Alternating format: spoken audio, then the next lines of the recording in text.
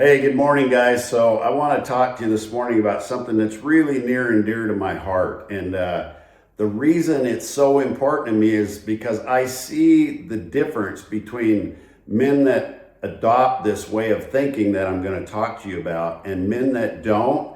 Their life's totally different. You know, you might be around, and if you're in your mid 50s right now, you might be around another 40, 50 years, right? You should be able to be around that long. And that can either be the best time of your life, or you can just accept this decline that's just become this cancer that's growing literally in the minds and the bodies of people, especially men as they get older. So if you're 55 and you're still thinking that, you got time to figure it out later, right? I go to the gym and I eat pretty good, whatever that means. And so, I'm getting a little out of shape, but that's just getting old, right? And everybody does that. And so most men have no idea. They don't really think about it the way that they need to think about it. So in the early 1900s, the lifespan was in the mid 40s. So if you look at the lifespan now, that's how long you actually live. It's different than healthspan. We'll talk about that. If you look at the lifespan today, that's mid 70s. A lot of estimates are 77, 78, okay? Let's just say mid 70s now. So it looks like we've gained 30 years of lifespan, but it's not really true, because back in the 1900s, most of these men that died, if they died, they did before the age of 20 because of childhood diseases. Okay, they didn't die later in life. Okay, so we've got it all wrong, our generation of men. Okay, because our model has always been, and we watched our fathers and our grandfathers, you bust your ass, you work hard all your life, and then you retire with hopefully a pension, which doesn't even exist anymore, and then you die, right?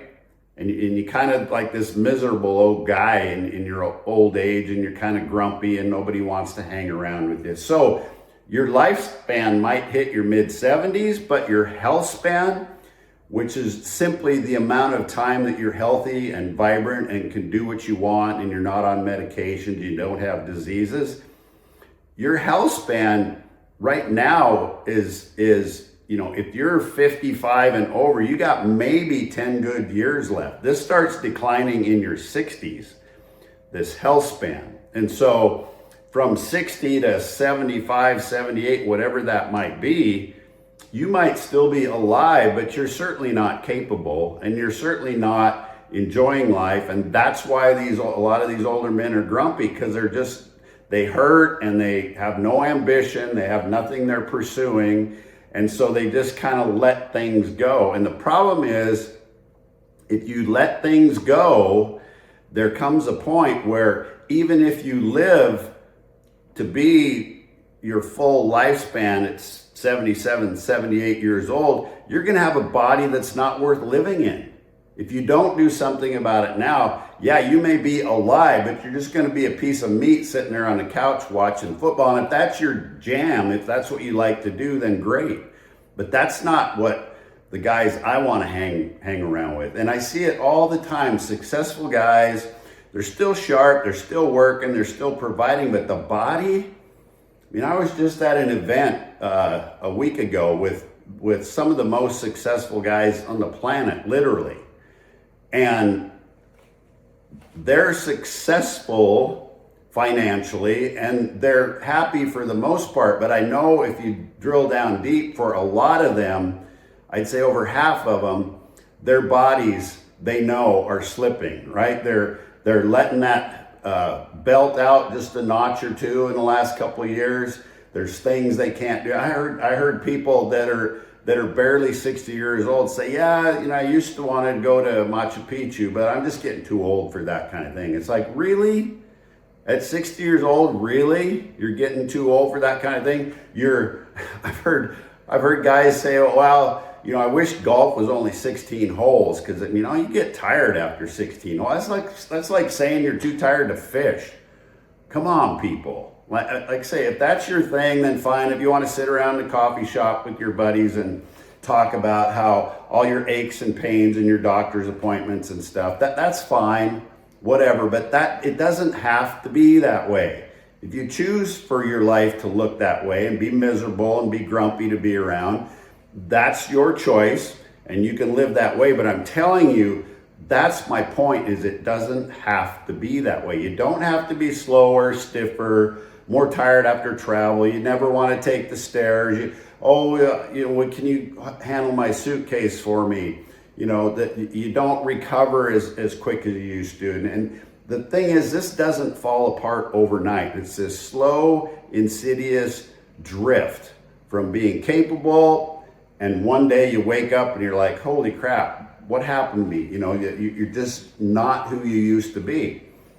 If you don't build strength and capacity before you start to notice this, then you're in deep trouble, deep, serious trouble, okay? And so, the thing about it is, and I hear lots of guys my age, I'm in my mid 60s, I hear lots of guys, oh, my knees hurt, my back hurts, my hip hurts, and that never happened a generation ago, right? People, your dad, your granddad most likely never had knee replacement surgery. They never had hips replaced. They never had, what's going on here? Well, I'm telling you what's going on. Think about it this way. If you could pull a 6-horse gooseneck trailer with a Ford F-150 half-ton, right? You could do it, but it's going to wear out way more quickly than if you have the proper equipment. It's the same way with your body. If you don't build the supporting structure, the bone, the tendons, the ligaments, the muscles around these joints, these knees and hips, if you don't build that muscle to support that joint, you're going to have an F-150 that's going to blow out. Something's going to blow out, a tire, rear end, transmission, whatever. You understand that, right? And then you add to that, you add this extra weight, this extra 10, 20, 30, 40, 50 pounds. I've got a lot of clients that lose 25 pounds. Doesn't seem like much in this age of all these quick fixes with GLP-1 agonists and that sort of thing. But if you really lose 25 pounds of fat the way that you should, and you gain maybe 4 or 5 pounds of muscle, it literally changes their life. Their aches and pains start to go away, unless they waited too long. Then maybe they still need the surgery. But there was no bone on bone, all these things that I hear. There was none of that stuff years ago. If you got bone on bone, it's because you're pulling that horse trailer with your F-150 and it's on the overload springs all the time, right? Something's going to wear out. That's why people are having all these troubles. It's not poor me. It's because you're eating crap. You're highly stressed. You're not training those muscles and strengthening those joints, ligaments, tendons, bones, muscles. You're not strengthening those to help support the joint, and then you're adding a big old load on top of that. What do you think is going to happen? Okay? And so this decline starts way sooner than you think, and if you don't turn that train around, I'm just telling you, I've seen both sides. I've seen men that just let it slide and let it drift, and they're fine for a while, but there comes a point where the freaking wheels fall off and you can't come back from that, okay? So this waiting thing, it'll just cost you options, and at some point you can't come back. And there's a lot of talk right now, I write about this in my book, there's something that's very real. It's called longevity escape velocity, and that's the point where every year, instead of aging more, you can actually turn back the clock. And that sounds ridiculous to a lot of us, right? It sounds absolutely absurd. Well, we grew up in the age, remember Maxwell Smart and his shoe phone, right? He had to take his shoe off and he had a phone in his shoe, and how we went, yeah, right, that's ridiculous. Now, I got right here on my wrist, I have a phone right here on my wrist. And this whole AI machine learning thing is compressing time even more and more, faster and faster.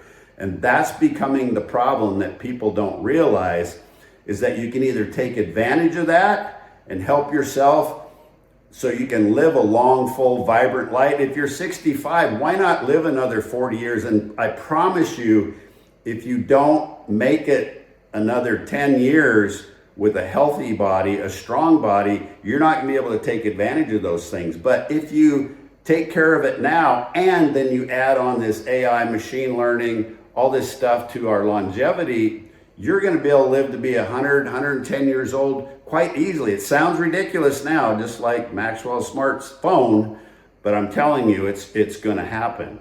And so you have a choice to make. Now, I get a lot of people, I hear them say, well, I don't want to live to be 100 years old. That's because you're thinking about it in today's terms, because you look at somebody that's 100 years old and they don't have much of a life. Some of them do, but very rare.